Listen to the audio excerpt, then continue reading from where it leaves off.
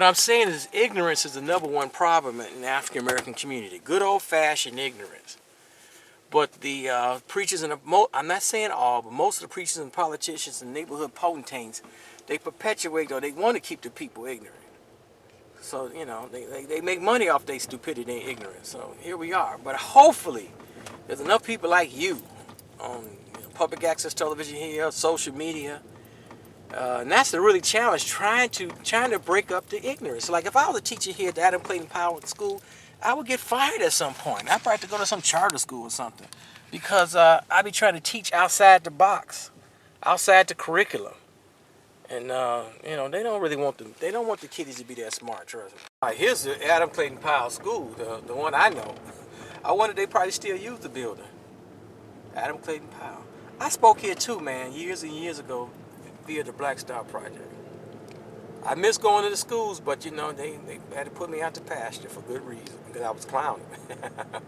The real reason, not even, I mean, I spoke, you know, one thing about the school, I used to go to the schools to speak. The white teachers, I never had any really problems with the black teacher because I was bringing it real.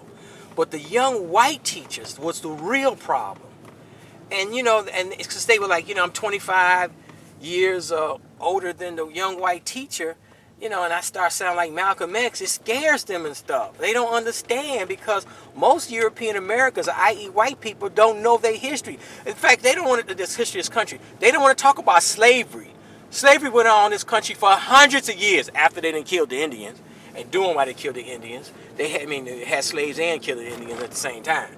Hundreds of years, hundreds. And before a lot of these Europeans came here to this country, oh, my parents came from Transylvania. They came from Europe. But goddamn, when your parents came here from Transylvania, from Europe, the country was built up because we had slaves for damn near 300 years before your family got here.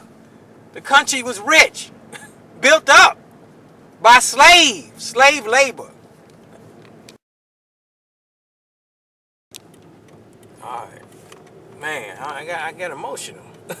I probably get emotional because I think I want some reparations.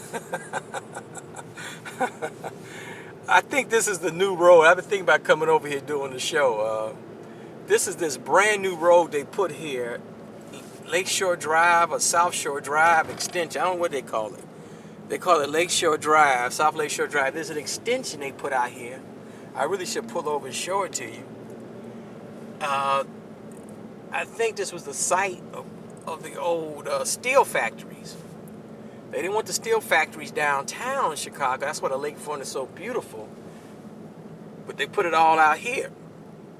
But the steel factories are gone and been gone. So they're talking about developing this land and putting condos and stores, like a whole new neighborhood. So I don't know. There's a church over there. Look at that. That's a church. That's a big church. Now some part, I forgot where the split is. The African American community ends and the Latino community starts, which is cool. I ain't mad at them because a lot of the old white ethnics used to be in the South Chicago neighborhood on Commercial and all of that. They were all white when I was a kid, and all them white ethnics been gone. They've been gone for 40 years, and they've been mainly replaced by not mainly. They've been replaced by Latinos, which is cool. I ain't mad at them. Happy for them. So this is the new extension, I think. They put in, they opened it up like last year the first time. So this is the first time I've been on this street. And so I don't know when this development is going to start. And look at this, man, look at this. When people up there, you should see people up there fishing on the lake. I really, man, should go over there and show you these people ice fishing on this, on the little slip, the boat slip or something. What do they call it, canal? Unbelievable.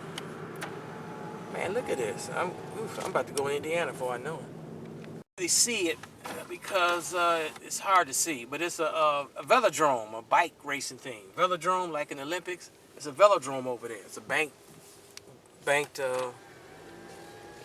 what you call it, a bike racetrack. Velodrome, I think that's the fancy term, right?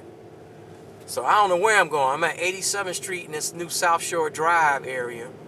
I was talking about taking the Skyway and showing you the big bridge that goes over this little Cal Sag or whatever they call it, little river and stuff. I don't know what it is over here. But that's the bridge in the distance, the Skyway Bridge. You get a really, I can't show it to you. There it is. It's in the distance. You get a really good view. So we really rolling through. And like I hear the people on WVON radio.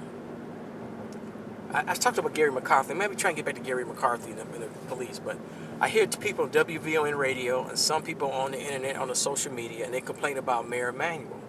And I always put out this pat answer. I mean, a pat response. It's patented response. And it goes like this. Mayor Rahm Emanuel is doing what's best for Chicago. And what is best for Chicago, it does not necessarily mean what's best for African Americans. Duh. African Americans, we should focus on raising well-behaved children who get good grades in school. That's what we're supposed to do. Mayor Emanuel ain't the problem. African Americans, we African Americans should be focusing on raising well-behaved children who get good grades in school. Period. Now, most African Americans, that's what we do. But there is a percentage because, you know, we was a time that all of us had to live in the same neighborhood, the doctors and lawyers and everybody. I'm over here at the point of no return. I don't even know how to get back to my house.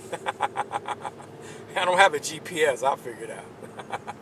Because when you, like over here, you mean, we so close to Indiana, I ain't doing it today, I don't feel like it.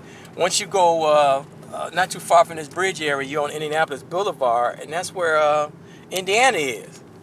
Because Chicago borders Indiana. Let's not go over there. Let me go back over here then.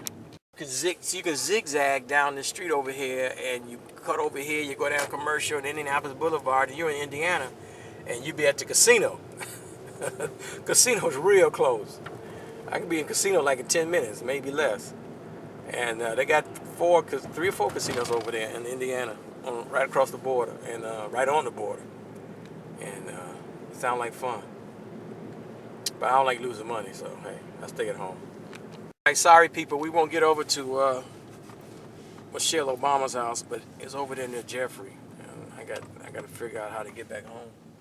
Chicago is a really big city, and we lost population. We're down to 2.6 million. It was over 3 when I was a kid, and it's probably going to, I don't know, but the South Side, this part of the South Side, the whole South Side, because it could encompass the whole South Side, Southeast Side, Southwest Side. The South Side is really way bigger than the North Side.